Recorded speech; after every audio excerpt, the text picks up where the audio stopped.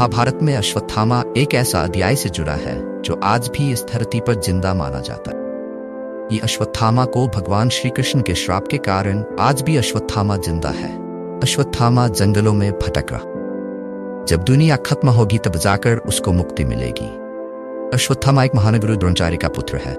पांडवों और कौरवों गुरु द्रोणाचार्य थे। द्रोणाचार्य एक वचन से बंधे होने के कारण महाभारत के युद्ध में कौरवों की साइड से थे और गुरु द्रोणाचार्य की सेना के सेनापति भी बने थे। अश्वत्थामा भी कौरवों की तरफ से था। महाभारत में अश्वत्थामा और दुर्योधन पक्के मित्र माने जाते हैं।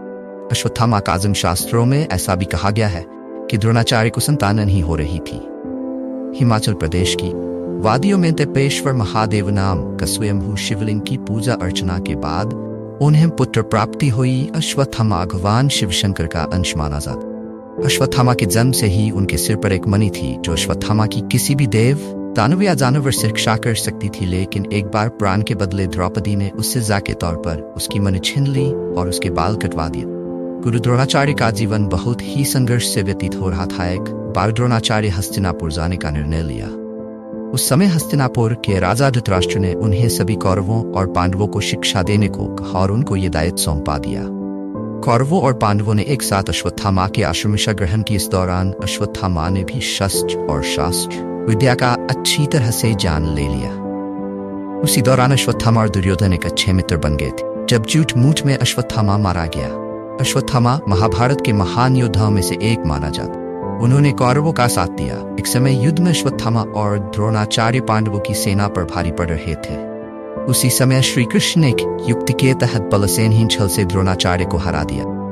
श्री कृष्ण ने युधिष्ठिर से झूठ कहलवा दिया कि अश्वत्थामा युद्ध में मारा गया।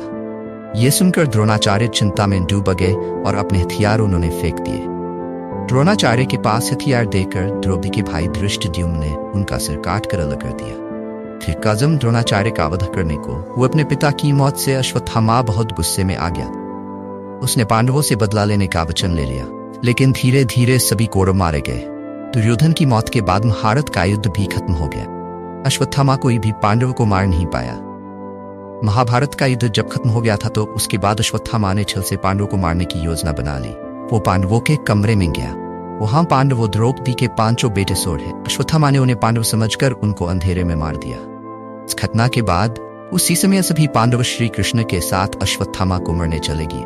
वहां अश्वत्थामा और पांडवों के बीच युद्ध हुआ। अश्वत्थामा ने पांडवों को मारने के लिए ब्रह्मास्त्र का प्रयोग करने लगा। उसी समय अर्जुन ने भी अपना ब्रह्मास्त्र चला दिया।